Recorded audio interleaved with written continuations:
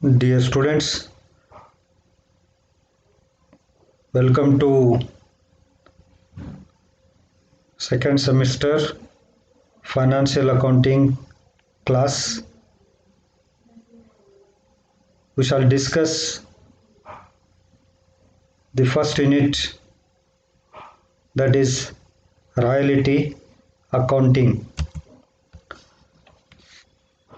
Royalty accounting is relating to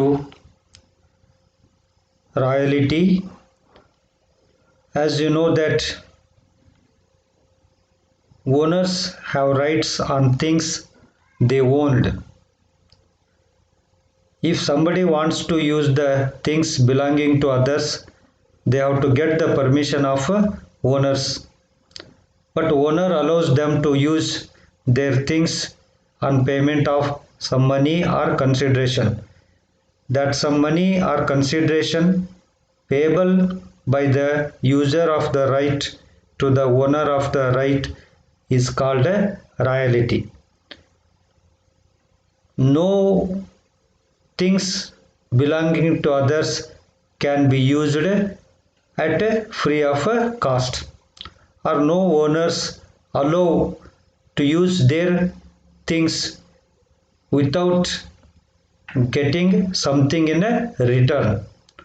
So that something in return that the owner gets from the user of the right is called a royalty.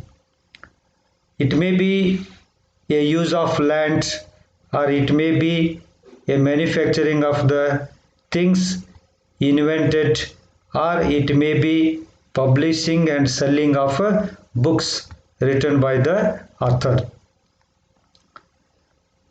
ಅಂದರೆ ಈ royalty accounting ನಲ್ಲಿ ರಾಯಲ್ಟಿಗೆ ಸಂಬಂಧಪಟ್ಟಿರ್ತಕ್ಕಂಥದ್ದು. Royalty ಅಂತಂದರೆ ರಾಜಧನ ಅಂಥೇಳಿ, ಬಹುಶಃ ನಿಮಗೆಲ್ಲ ಗೊತ್ತಿರಬೇಕು. ಈ ರಾಜಧನ ಅಂತಕ್ಕಂಥ ಶಬ್ದ ಯಾಕೆ ಬಳಕೆಗೆ ಬಂತು ಅಂತಂದರೆ, ಹಿಂದೆಲ್ಲ ಲ್ಯಾಂಡ್ಗಳು ರಾಜರಿಗೆ ಸಂಬಂಧಪಟ್ಟಿರ್ತಿದ್ವು. ಅವುಗಳನ್ನು ಉಳುಮೆ ಮಾಡ್ತಕ್ಕಂಥವ್ರು ಪ್ರಜೆಗಳಾಗಿದ್ದರು. ಯಾರು ರಾಜರಿಗೆ ಹೆಸರಿನಲ್ಲಿರ್ತಕ್ಕಂಥ ಲ್ಯಾಂಡ್ಗಳನ್ನು ಉಳುಮೆ ಮಾಡ್ತಾಯಿದ್ರು, ಆ ಉಳುಮೆ ಮಾಡೋರು ರಾಜರಿಗೆ ಕಪ್ಪವನ್ನು ಕೊಡಬೇಕಾಗಿತ್ತು ಅಥವಾ ಧನವನ್ನು ಕೊಡಬೇಕಾಗಿತ್ತು.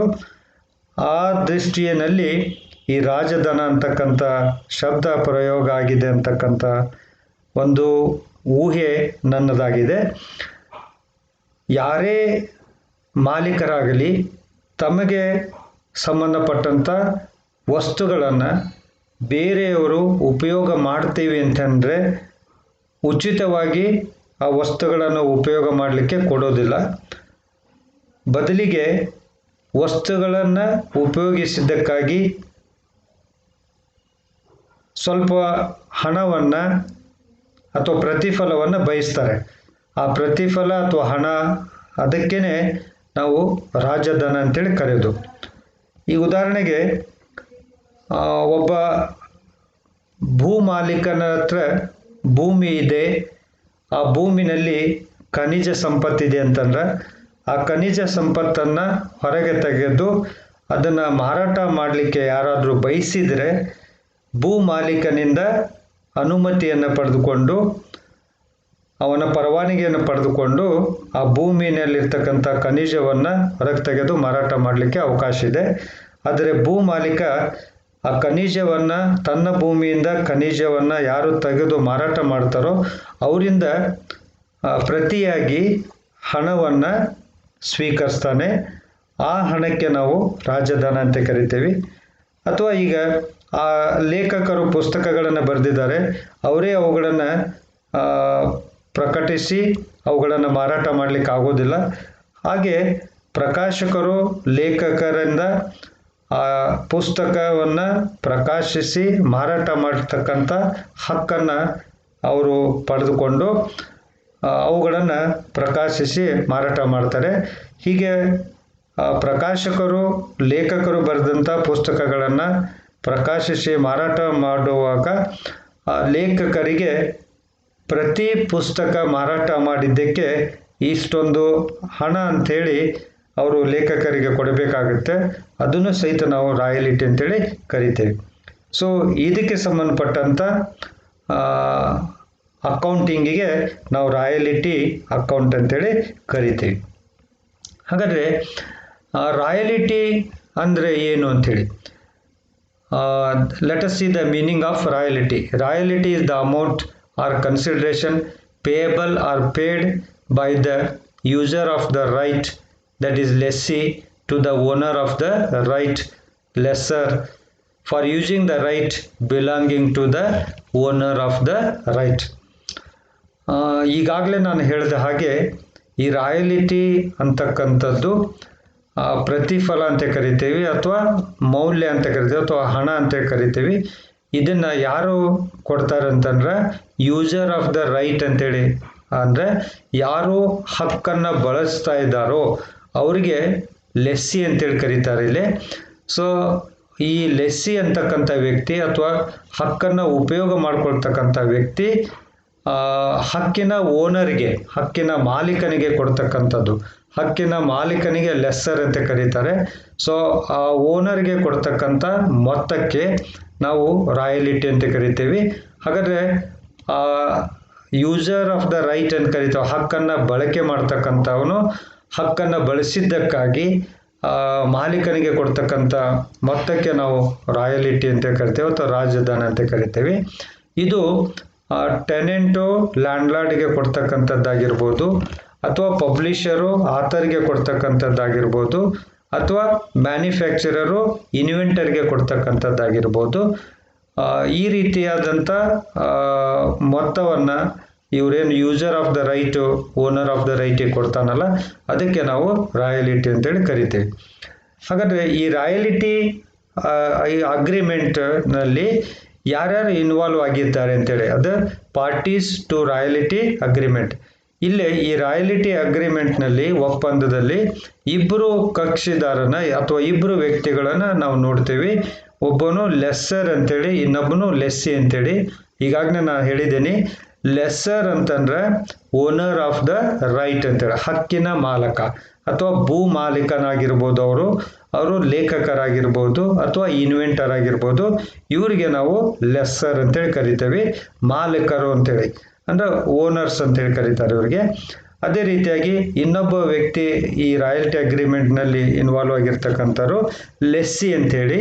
ಹಾಗಾದರೆ lessee is the user of the right, ಹಕ್ಕನ್ನು ಬಳಸ್ತಕ್ಕಂಥವನು. ಅಂದರೆ ಇವನು ಟೆನೆಂಟ್ ಆಗಿರ್ಬೋದು, ಅಥವಾ ಪಬ್ಲಿಷರ್ ಆಗಿರ್ಬೋದು, ಅಥವಾ ಮ್ಯಾನುಫ್ಯಾಕ್ಚರರ್ ಆಗಿರ್ಬೋದು. ಈಗಾಗಲೇ ನಾನು ಹೇಳಿದ್ದೀನಿ, ನಿಮ್ಮ ಭೂಮಿಯನ್ನು ಬೇರೆಯವರು ಉಳುಮೆ ಮಾಡಲಿಕ್ಕೆ ಬಯಸಿದರೆ ಹಾಗಾದರೆ ನೀವು ಲೆಸ್ಸರ್ ಆಗ್ತೀರಿ. ಯಾರು ನಿಮ್ಮ ಭೂಮಿಯನ್ನು ಉಳುಮೆ ಮಾಡಿ ಉಪಯೋಗ ಮಾಡಿಕೊಳ್ಳಿಕ್ಕೆ ಒಪ್ಕೊಂಡಿರ್ತಾರೋ ಅವರಿಗೆ ನಾವು ಟೆನೆಂಟ್ ಅಂತ ಕರಿತೇವೆ, ಅಥವಾ ಕೇಣಿದಾರರು ಅಥವಾ ಗೇಣಿದಾರರು ಅಂತ ಕರಿತೇವೆ. ಅಥವಾ ನೀವು ಬರೆದಂಥ ಪುಸ್ತಕವನ್ನು ಬೇರೆಯವರು ಅದನ್ನು ಪಬ್ಲಿಷ್ ಮಾಡಿ ಮಾರಾಟ ಮಾಡ್ತೇವೆ ಅಂತಂದರೆ ನೀವು ಓನರ್ ಆಗ್ತೀರಿ, ಅಥವಾ ಆಥರ್ ಅಂತೇಳಿ ನೀವು ಲೆಸ್ಸರ್ ಆಗ್ತೀರಿ. ಅಥವಾ ಪಬ್ಲಿಷರ್ ಇದನ್ನೆಲ್ಲ ಅವನು ಲೆಸ್ಸಿ ಆಗ್ತಾನೆ ಅಂತೇಳಿ. ಸೊ ಹೀಗೆ ಇಬ್ಬರು ವ್ಯಕ್ತಿಗಳನ್ನು ನಾವು ನೋಡ್ತೇವೆ, ಒಬ್ಬನು ಲೆಸ್ಸರು, ಇನ್ನೊಬ್ಬನು ಲೆಸ್ಸಿ. ಹಾಗಾದರೆ ಲೆಸ್ಸರ್ ಅಂತಂದ್ರೆ ಓನರ್ ಆಫ್ ದ ರೈಟ್, ಹಕ್ಕಿನ ಮಾಲಕ ಅಥವಾ ಭೂ ಮಾಲಕ ಭೂ ಒಡೆಯ ಅಂತೇಳಿ ಕರಿತೇವೆ, ಲ್ಯಾಂಡ್ಲಾರ್ಡ್ ಅಂತೇಳಿ. ಅಥವಾ ಆಥರ್ ಆಗಿರ್ಬೋದು, ಅಥವಾ ಇನ್ವೆಂಟರ್ ಆಗಿರ್ಬೋದು. ಅದೇ ರೀತಿಗೆ ಇನ್ನೊಬ್ಬ ವ್ಯಕ್ತಿ ಲೆಸ್ಸಿ ಅಂತೇಳಿ, ಯೂಸರ್ ಆಫ್ ದ ರೈಟ್ ಅಂತೇಳಿ. ಅವನು ಟೆನೆಂಟ್ ಆಗಿರ್ಬೋದು, ಅಥವಾ ಪಬ್ಲಿಷರ್ ಆಗಿರ್ಬೋದು, ಅಥವಾ ಮ್ಯಾನುಫ್ಯಾಕ್ಚರರ್ ಆಗಿರ್ಬೋದು.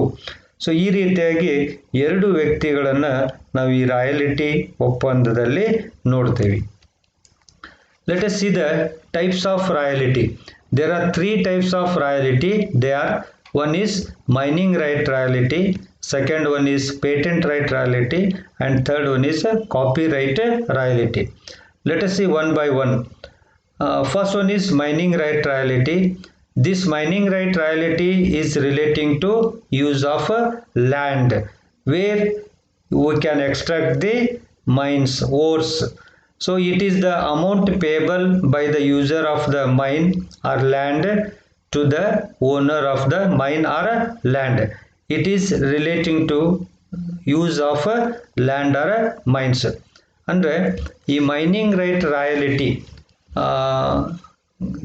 ಯಾವುದಕ್ಕೆ ಸಂಬಂಧಪಟ್ಟಿರ್ತಕ್ಕಂಥದ್ದು ಅಂತಂದ್ರೆ ಭೂಮಿಗೆ ಸಂಬಂಧಪಟ್ಟಿರ್ತಕ್ಕಂಥದ್ದು ಅಥವಾ ಮೈನ್ಸ್ ಅಂದರೆ ಖನಿಜಗಳಿಗೆ ಸಂಬಂಧಪಟ್ಟಿರ್ತಕ್ಕಂಥದ್ದು ಅಂತೇಳಿ.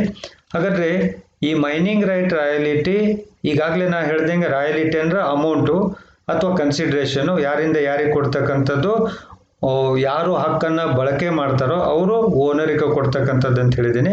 ಹಾಗಾದ್ರೆ ಈ ಮೈನಿಂಗ್ ರೈಟ್ ರಾಯಲಿಟಿನಲ್ಲಿ ಈ ಮೈನ್ಸ್ಗಳ ಓನರ್ ಯಾರು ಅಂತಂದ್ರೆ land lord.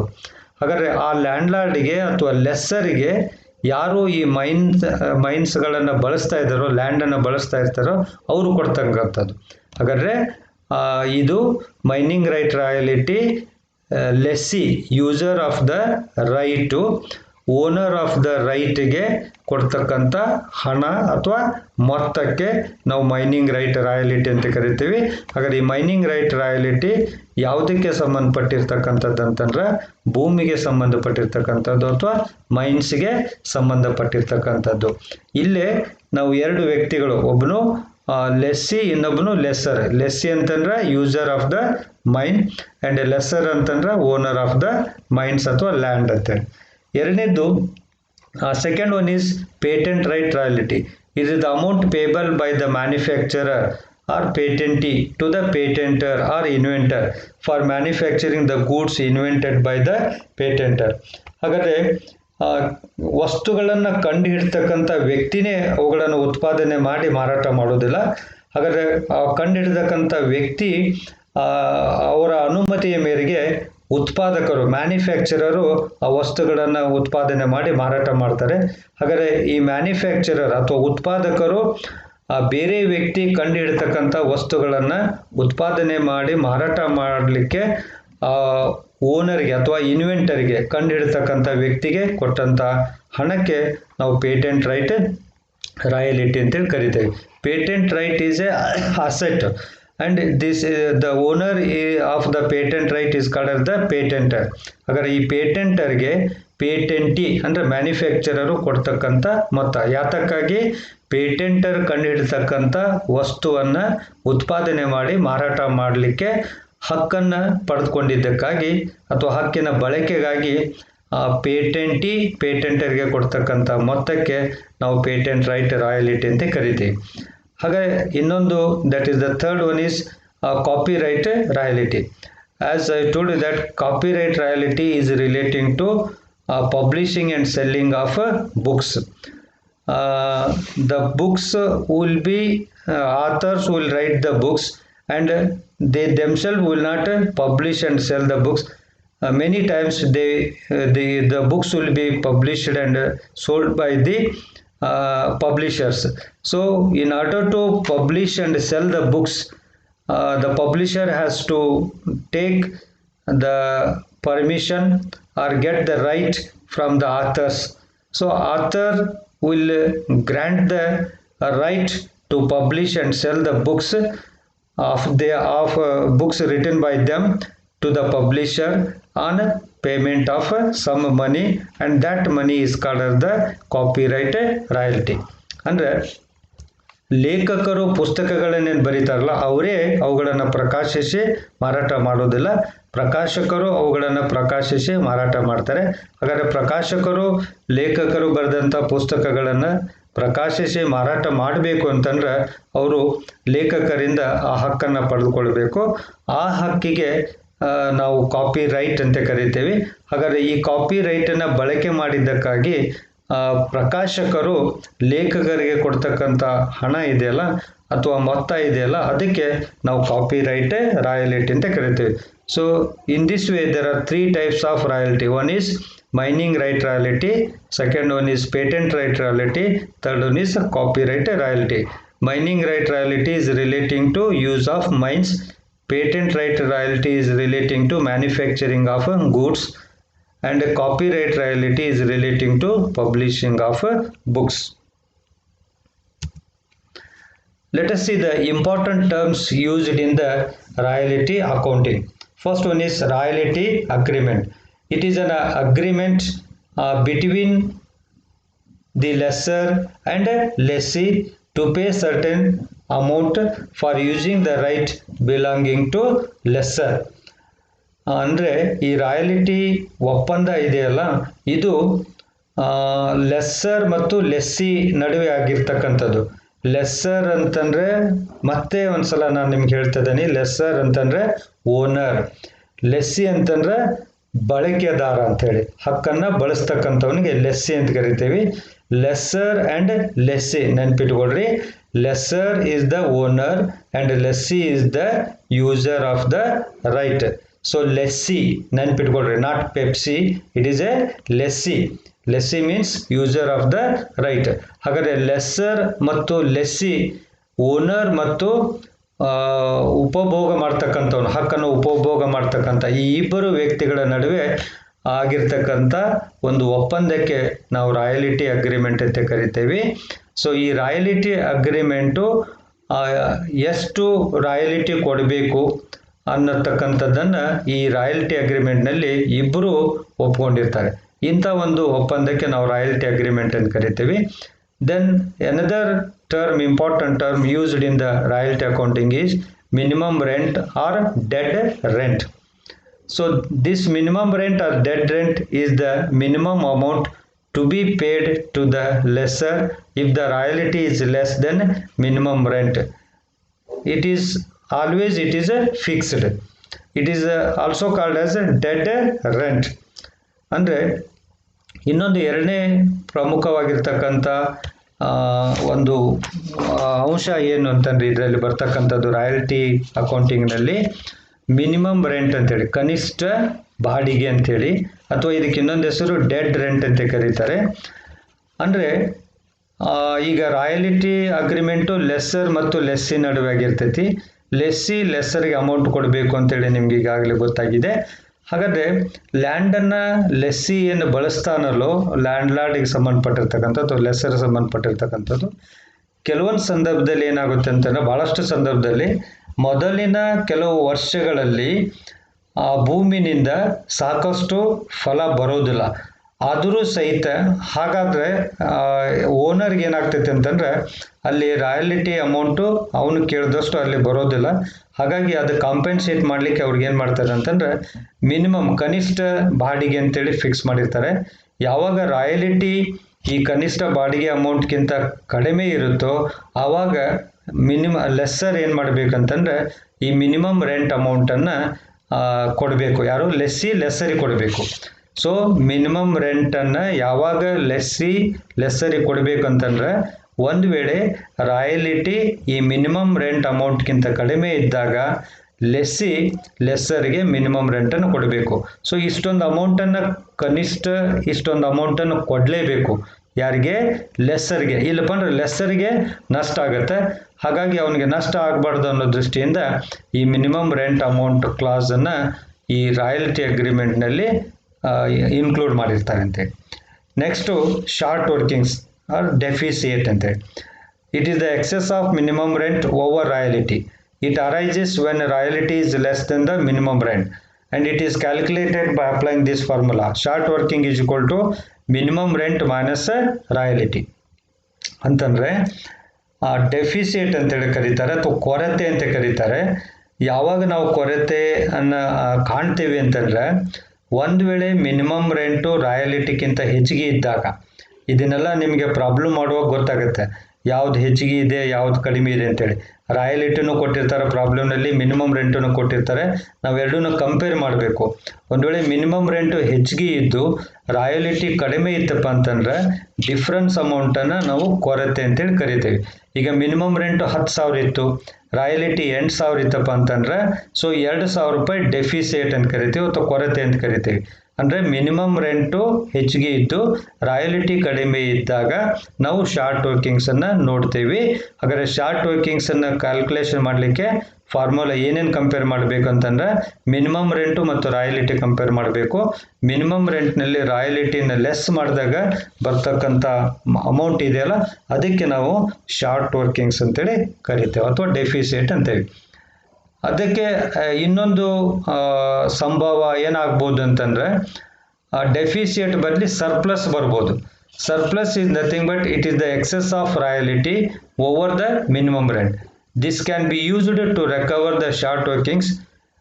It arises when royalty is more than a minimum rent.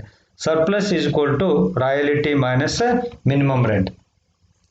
ನಾವು ಈಗಾಗಲೇ ನೋಡಿರ್ತಕ್ಕಂಥ ಡೆಫಿಸಿಯೇಟ್ ನೋಡಿದ್ದೀವಿ. ನಾನು ಡೆಫಿಸಿಯೇಟ್ ಯಾವಾಗ ಬರುತ್ತೆ ಅಂತೇಳಿ ಈಗಾಗಲೇ ನಿಮ್ಗೆ ಗೊತ್ತಾಗಿದೆ. ಅಂದರೆ ಮಿನಿಮಮ್ ರೆಂಟ್ ಹೆಚ್ಚಿಗೆ ಇದ್ದು ರಾಯಲಿಟಿ ಅಮೌಂಟ್ ಕಡಿಮೆ ಇತ್ತಪ್ಪ ಅಂತಂದ್ರೆ ಡೆಫಿಸಿಯೇಟ್ ಬರುತ್ತೆ ಅಥವಾ ಕೊರತೆ ಆಗುತ್ತೆ. ಅದೇ ವಿರುದ್ಧವಾಗಿ ರಾಯಲಿಟಿ ಹೆಚ್ಚಿಗೆ ಇದ್ದು ಮಿನಿಮಮ್ ರೆಂಟ್ ಕಡಿಮೆ ಇತ್ತಪ್ಪ ಅಂತಂದ್ರೆ ದ ಡಿಫ್ರೆನ್ಸ್ ಅಮೌಂಟನ್ನು ನಾವು ಸರ್ಪ್ಲಸ್ ಅಂತ ಕರಿತೇವೆ. ಹಾಗಾದರೆ ಸರ್ಪ್ಲಸ್ ಅನ್ನು ಹೇಗೆ ಕಂಡುಹಿಡಿತೇವೆ ಅಂತಂದ್ರೆ ರಾಯಲಿಟಿ ಮೈನಸ್ ಮಿನಿಮಮ್ ರೆಂಟ್. ಡೆಫಿಸಿಯೇಟಿಗೆ minimum rent minus royalty, but surplus ಕಂಡುಹಿಡ್ಕೊಳ್ಳಿಕ್ಕೆ ರಾಯಲಿಟಿ ಮೈನಸ್ ಮಿನಿಮಮ್ ರೆಂಟ್ ಎರಡೂ ನಮ್ಗೆ ಗೊತ್ತಿರ್ತವೆ. ಎರಡೂ ಕಂಪೇರ್ ಮಾಡ್ಬೇಕು ನಾವು. ರಾಯಲಿಟಿ ಹೆಚ್ಚಿಗೆ ಇದ್ದು ಮಿನಿಮಮ್ ರೆಂಟ್ ಕಡಿಮೆ ಇತ್ತಪ್ಪ ಅಂತಂದ್ರೆ ಡಿಫರೆನ್ಸ್ ಅಮೌಂಟನ್ನು ಸರ್ಪ್ಲಸ್ ಅನ್ಬೇಕು. ಒಂದು ವೇಳೆ ಮಿನಿಮಮ್ ರೆಂಟ್ ಹೆಚ್ಚಿಗೆ ಇದ್ದು ರಾಯಲಿಟಿ ಕಡಿಮೆ ಇತ್ತಪ್ಪ ಅಂತಂದ್ರೆ ಅದನ್ನು ಡೆಫಿಸಿಯೇಟ್ ಅನ್ಬೇಕು. ಎರಡರಾಗ ಯಾವುದಾದ್ರೂ ಒಂದು ಬರಬೇಕು, ಐದರ್ ಡೆಫಿಸಿಯೇಟ್ ಆರ್ ಸರ್ಪ್ಲಸ್. ಎರಡೂ ಬರೋದಿಲ್ಲ. ಯಾವುದು ಹೆಚ್ಚಿಗೆ ಇದೆ ಅದರ ಮೇಲೆ. ಮಿನಿಮಮ್ ರೆಂಟ್ ಹೆಚ್ಚಿಗೆ ಇತ್ತಂದ್ರೆ ಡೆಫಿಸಿಯೇಟು, ರಾಯಲಿಟಿ ಹೆಚ್ಚಿಗೆ ಇತ್ತಪ್ಪ ಅಂದ್ರೆ ಸರ್ಪ್ಲಸ್ ಅಂತೇಳಿ. ದೆನ್ ಈ ಸರ್ಪ್ಲಸ್ ಅಮೌಂಟನ್ನು ಏನು ಮಾಡ್ಬೋದು ಅಂತಂದ್ರೆ ಕೊರತೆಯನ್ನು ರಿಕವರಿ ಮಾಡ್ಕೊಳ್ಳಿಕ್ಕೆ ಬಳಸ್ಕೊಳ್ಬೋದು. ರಾಯಲ್ಟಿ ಅಗ್ರಿಮೆಂಟ್ನಲ್ಲಿ ಅದನ್ನ ಹೇಳಿರ್ತಾರೆ, ಅದನ್ನು ವಿತಿನ್ ಸ್ಟಿಪ್ಯುಲೇಟೆಡ್ ಪೀರಿಯಡ್ನಲ್ಲಿ ಅದನ್ನ ಬಳಸ್ಕೊಳ್ಬೋದು. ಅದನ್ನೇ ನಾವು ಏನೇನು ಕರಿತೀವಿ ಅಂತಂದ್ರೆ ರಿಕೂಪ್ಮೆಂಟ್ ಆಫ್ ಶಾರ್ಟ್ ವರ್ಕಿಂಗ್ಸ್ ಅಂತ ಕರಿತೀವಿ. Recoupment of short workings is nothing but it is the right to recover the short workings by the lessee ಅಂತೇಳಿ. ನಾನು ಈಗಾಗಲೇ ಹೇಳಿದ್ದೇನೆ ನಿಮಗೆ ಡೆಫಿಸಿಯೇಟ್ ಅಥವಾ ಶಾರ್ಟ್ ವರ್ಕಿಂಗ್ಸ್ ಅಂತೇಳಿ. ಶಾರ್ಟ್ ವರ್ಕಿಂಗ್ಸ್ ಅಂದ್ರೆ ಮಿನಿಮಮ್ ರೆಂಟ್ ಹೆಚ್ಚಿಗೆ ಇರುತ್ತೆ, ರಾಯಲ್ಟಿ ಹೆಚ್ಚಿಗೆ ಕಡಿಮೆ ಇರ್ತೈತಿ. ಮಿನಿಮಮ್ ರೆಂಟ್ ಹೆಚ್ಚಿಗೆ ಇದ್ದಾಗ ಲೆಸ್ಸರ್ಗೆ ಮಿನಿಮಮ್ ರೆಂಟ್ ಕೊಡಬೇಕು. ಹಾಗೆ ಮಿನಿಮಮ್ ರೆಂಟ್ ಕೊಟ್ಟರೆ ಅವನಿಗೆ ನಷ್ಟ ಆಗಿರ್ತೈತಿ. ಯಾರಿಗೆ? ಲೆಸ್ಸಿಗೆ ನಷ್ಟ ಆಗಿರ್ತೈತಿ. ಆ ನಷ್ಟವನ್ನು ರಿಕವರಿ ಮಾಡಿಕೊಳ್ಳಿಕ್ಕೆ ರಾಯಲಿಟಿ ಅಗ್ರಿಮೆಂಟ್ನಲ್ಲಿ ಅವಕಾಶ ಇರುತ್ತೆ. ಅದಕ್ಕೆ ನಾವೇನಂತ ಕರಿತೀವಿ ಅಂದರೆ ರಿಕೂಪ್ಮೆಂಟ್ ಆಫ್ ಶಾರ್ಟ್ ವರ್ಕಿಂಗ್ಸ್. ಅಂದರೆ ಕೊರತೆಯನ್ನು ರಿಕವರಿ ಮಾಡ್ಕೊಳ್ತಕ್ಕಂಥ ಒಂದು ಹಕ್ಕಿಗೆ ರಿಕೂಪ್ಮೆಂಟ್ ಆಫ್ ಶಾರ್ಟ್ ವರ್ಕಿಂಗ್ಸ್ ಅಂತ ಕರಿತೀವಿ. ಅಂದರೆ ಇದನ್ನು ಆ ರಾಯಲ್ಟಿ ಅಗ್ರಿಮೆಂಟ್ನಲ್ಲಿ ಹೇಳಿರ್ತಾರೆ. 2 ವರ್ಷದ ಸರ್ಪ್ಲಸ್ನಲ್ಲಿ ಹಿಂದಿನ ಶಾರ್ಟ್ ವರ್ಕಿಂಗ್ಸನ್ನು ರಿಕವರಿ ಮಾಡಬಹುದು ಅಂತ ಹಿಂಗೆ ಹೇಳಿರ್ತಾರೆ. ಹಾಗೆ ಹೇಳಿದಾಗ ಆ 2 ವರ್ಷದ ಸರ್ಪ್ಲಸ್ನಲ್ಲಿ ಹಿಂದಿನ 2 ವರ್ಷದ ಕೊರತೆಯನ್ನು ನಾವು ಅಡ್ಜಸ್ಟ್ ಮಾಡ್ಬೋದು ಅಥವಾ ರಿಕವರ್ ಮಾಡ್ಕೊಳ್ಬೋದು. ಅದನ್ನು ರಿಕೂಪ್ಮೆಂಟ್ ಆಫ್ ಶಾರ್ಟ್ ವರ್ಕಿಂಗ್ಸ್ ಅಂತೇಳಿ ನಾವು ಅನ್ಬೋದು. ಒಂದು ವೇಳೆ ಈಗಾಗಲೇ ನಾನು ಹೇಳಿದಾಗೆ 2 ವರ್ಷದ ಸರ್ಪ್ಲಸ್ನಲ್ಲಿ ಹಿಂದಿನ ಶಾರ್ಟ್ ವರ್ಕಿಂಗ್ಸ್ ಅಥವಾ ಹಿಂದಿನ ಕೊರತೆಯನ್ನು ರಿಕವರ್ ಮಾಡಬಹುದು ಅಂತೇಳಿ ಹೇಳಿದಾಗ ಒಂದು ವೇಳೆ ಆ 2 ವರ್ಷದಲ್ಲಿ ಸರ್ಪ್ಲಸ್ ಬರಲಿಲ್ಲಪ್ಪ ಅಂತಂದ್ರೆ ಆ 2ನೇ ವರ್ಷ ಅದೇನಾಗ್ತೈತೆ ಅಂದ್ರೆ ನಾನ್ ರಿಕವರಿ ಆಗ್ತೈತಿ. ಅದಕ್ಕೆ ನಾನ್ ರಿಕವರಿ ಆಫ್ ಶಾರ್ಟ್ ವರ್ಕಿಂಗ್ಸ್ ಅಂತ ಕರೀತಾರೆ. ಈ ನಾನ್ ರಿಕವರಿ ಒಂದು ವೇಳೆ ರಿಕವರಿ ಆಗಲಿಲ್ಲ, ಶಾರ್ಟ್ ಕೊರತೆಯನ್ನು ರಿಕವರಿ ಮಾಡಿಕೊಳ್ಳಿಕ್ಕೆ ಅಂದ್ರೆ ನಿರ್ದಿಷ್ಟಪಡಿಸಿದಂಥ ಅವಧಿನಲ್ಲಿ ಲೆಸ್ಸಿ ಶಾರ್ಟ್ ವರ್ಕಿಂಗ್ಸನ್ನು ರಿಕವರಿ ಮಾಡಿಕೊಳ್ಳಿಲ್ಲಪ್ಪ ಅಂತಂದ್ರೆ ಅದು ಅವನಿಗೆ ನಷ್ಟ ಅಂತೇಳಿ ಆಗ್ತೈತಿ. ಆ ನಷ್ಟವನ್ನು ನಾವೇನು ಮಾಡ್ತೀವಿ ಅಂತಂದ್ರೆ ಪ್ರಾಫಿಟ್ ಆ್ಯಂಡ್ ಲಾಸ್ ಅಕೌಂಟ್ಗೆ ಟ್ರಾನ್ಸ್ಫರ್ ಮಾಡ್ತೇವೆ. So to protect the interest of the lessee, lessor allows lessee to recover short workings within a stipulated period. If it is not recovered within stipulated period, then it is a loss to lessee and is transferred to profit and loss account. ಅಂದರೆ ಈಗ ನಿಮಗೆ ಉದಾಹರಣೆಗೆ ನೀವು ಒಂದು ವಿಷಯದಲ್ಲಿ fail ಆಗಿದ್ದೀರಿ ಅಂತ ತಿಳ್ಕೊಳ್ರಿ, first ಇಯರ್ನಲ್ಲಿ fail ಆಗಿದ್ದೀರಿ.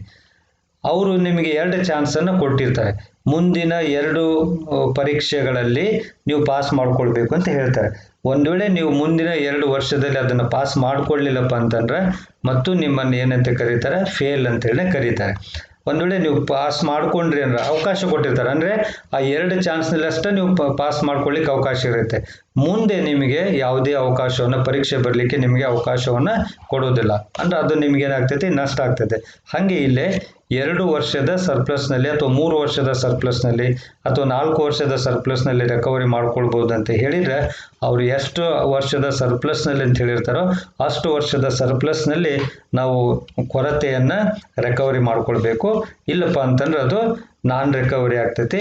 ಹಾಗಾದ್ರೆ ನಾನ್ ರಿಕವರಿ ಅಮೌಂಟನ್ನು ಲಾಸ್ ಅಂತ ಟ್ರೀಟ್ ಮಾಡ್ತೀವಿ. ಈ ಲಾಸನ್ನು ಎಲ್ಲಿಗೆ ಟ್ರಾನ್ಸ್ಫರ್ ಮಾಡ್ತೀವಿ ಅಂತಂದ್ರೆ ಪ್ರಾಫಿಟ್ ಆ್ಯಂಡ್ ಲಾಸ್ ಅಕೌಂಟ್ಗೆ ಟ್ರಾನ್ಸ್ಫರ್ ಮಾಡ್ತೀವಿ. ನಿಮ್ಗೆ ಕೇಳ್ಬೋದು, how do you treat non recovery of short workings ಅಂತೇಳಿ. So you have to write non recovery of short workings will be treated as loss and it will be transfer to profit and loss account ಅಂತೇಳಿ ಹೀಗೆ ನೀವು ಉತ್ತರಗಳನ್ನು ಬರಿಬೋದು. ಈಗೇನು ಇವೆಲ್ಲ ಹೇಳಿದ್ದೇವಲ್ಲ, ಇವೆಲ್ಲ ನಿಮಗೆ 2 ಮಾರ್ಕ್ಸಿಗೆ ಬರ್ತಕ್ಕಂಥವು. ಮೀನಿಂಗ್ ಕೇಳ್ಬೋದು, ವಾಟ್ ಈಸ್ ರಾಯಲಿಟಿ ಅಂತ ಕೇಳ್ಬೋದು, ವಾಟ್ ಈಸ್ ರಾಯಲ್ಟಿ ಅಗ್ರಿಮೆಂಟ್ ಅಂತ ಕೇಳ್ಬೋದು, who are the parties involved in the royalty, namely lesser and lessee ಅಂತ ಕೇಳ್ಬೋದು, ಅಥವಾ ಹೂ ಈಸ್ ಲೆಸ್ಸಿ ಅಥವಾ ಹೂ ಈಸ್ ಲೆಸ್ಸರ್ ಅಂತ ಕೇಳ್ಬೋದು, ಅಥವಾ ಮಿನಿಮಮ್ ರೆಂಟ್ ಅಂದ್ರೆ ಅಂತ ಕೇಳ್ಬೋದು, ಶಾರ್ಟ್ ವರ್ಕಿಂಗ್ಸ್ ಅಂತಂದು ಕೇಳ್ಬೋದು, ಸರ್ಪ್ಲಸ್ ಅಂದ್ರೆ ಏನಂತ ಕೇಳ್ಬೋದು, ರಿಕೂಪ್ಮೆಂಟ್ ಆಫ್ ಶಾರ್ಟ್ ವರ್ಕಿಂಗ್ಸ್ ಅಂತ ಕೇಳ್ಬೋದು, ಅಥವಾ ಟೈಪ್ಸ್ ಆಫ್ ರಾಯಲಿಟಿ 3 ಟೈಪ್ಸ್ ಅಂತ ಹೇಳಿದೆ ನನಗೆ, mining royalty, then patent right royalty, copy right royalty.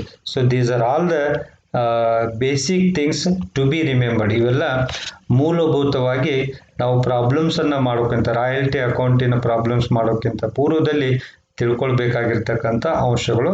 ನೀವು ಇವುಗಳನ್ನು ನೋಟ್ಸ್ ಮಾಡಿಕೊಂಡು ತಯಾರಿ ಮಾಡಿಕೊಳ್ಳಿ. ನಮ್ಮ ಮುಂದಿನ ಸೆಷನ್ನಲ್ಲಿ ರಾಯಲ್ಟಿ ಪೇಬಲ್ ಚಾರ್ಟನ್ನು ತಯಾರು ಮಾಡಬೇಕು. ಆ ರಾಯಲ್ಟಿ ಪೇಬಲ್ ಚಾರ್ಟನ್ನು ಹೇಗೆ ತಯಾರು ಮಾಡಬೇಕು ಅನ್ನೋದನ್ನು ನಾವು ನೋಡೋಣಂತ. ಅದರ ಮೇಲೆ 5 ಮಾರ್ಕ್ಸ್ ಇರುತ್ತೆ. ಮತ್ತು ನಮ್ಗೆ 15 ಮಾರ್ಕ್ಸ್ ಪ್ರಾಬ್ಲಮ್ ಸಾಲ್ವ್ ಮಾಡಬೇಕು ಅಂದ್ರೂ ಸಹಿತ ನಾವು ರಾಯಲ್ಟಿ ಪೇಬಲ್ ಚಾರ್ಟನ್ನು ಪ್ರಿಪೇರ್ ಮಾಡಬೇಕು.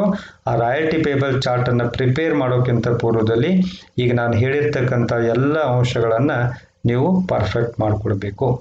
So this is about the introduction relating to ಅಥವಾ basic things to be note down relating to the royalty account. Thank you.